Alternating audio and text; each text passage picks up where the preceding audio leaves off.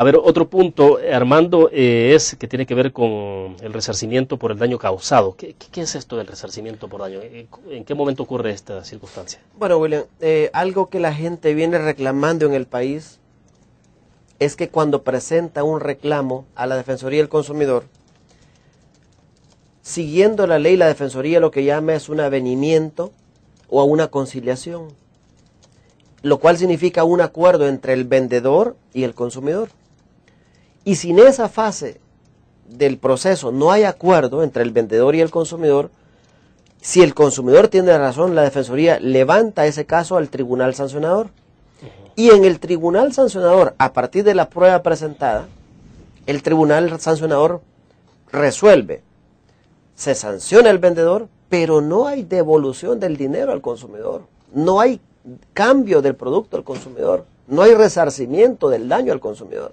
Esa es realmente, yo diría, esa falta es el talón de Aquiles de la Ley de Protección al Consumidor. Pero eso es prácticamente desestimular.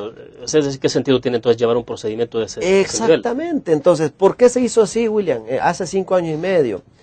Porque cuando se aprobó esta ley, y recuerdo muy bien esta discusión porque yo participé directamente en ella, se buscaba obligar al vendedor a conciliar.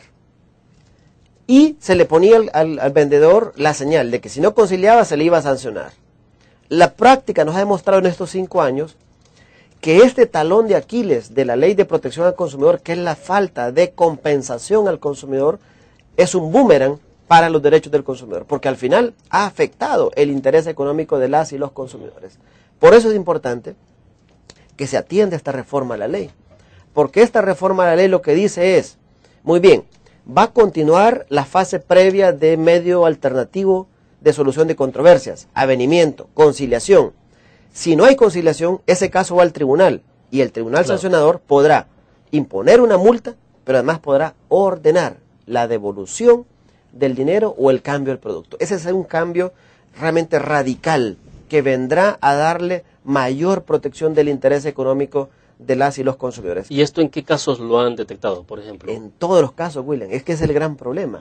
La gente, creyendo que el tribunal sancionador tiene la capacidad legal de devolver el dinero o cambiar el producto, se espera que la resolución del tribunal atienda esa expectativa, lo cual es equivocado. Entonces tenemos realmente ese talón de Aquiles está generando desestímulo y está generando desesperanza al consumidor. Por eso estamos colocando esta reforma que permita darle al consumidor mayor garantía de la protección de su interés económico, de manera que el consumidor no solo sea observador de una sanción que se le imponga al vendedor, sino sea beneficiario de una devolución o de un cambio de un producto, que sin duda es la expectativa del consumidor a la hora de presentar un reclamo a la Defensoría del Consumidor.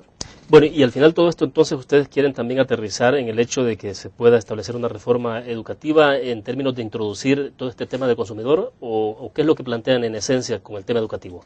Bueno, en realidad, William, se trata de una propuesta que tiene varios componentes. Por un lado, el componente de protección de los intereses económicos. Por otro lado, el componente de acceso a la justicia, que tal vez tenemos espacio de conversarlo un poco. ¿Qué mecanismos estamos proponiendo para que se facilite el acceso a la justicia?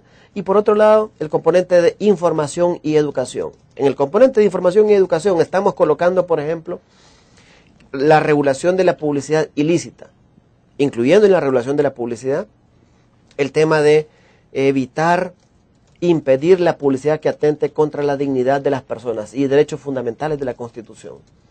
Pero también estamos incluyendo la responsabilidad del Ministerio de Educación y de la Defensoría del Consumidor para desarrollar la educación al consumidor desde la escuela, a nivel de la currícula educativa. Ese es el compromiso también que asumiría el gobierno al aprobarse esta propuesta. Estamos entusiasmados, estamos comprometidos y estamos listos para avanzar en esta materia una vez la Asamblea incluso pueda aprobar esta importante reforma a la Ley de Protección al Consumidor. Bueno, vamos a la pausa y cuando regresemos hablemos ya de todo el tema financiero. ¿Cómo es que ustedes entonces intentan que haya más participación sobre esto para regular de mejor manera? Vamos a la pausa.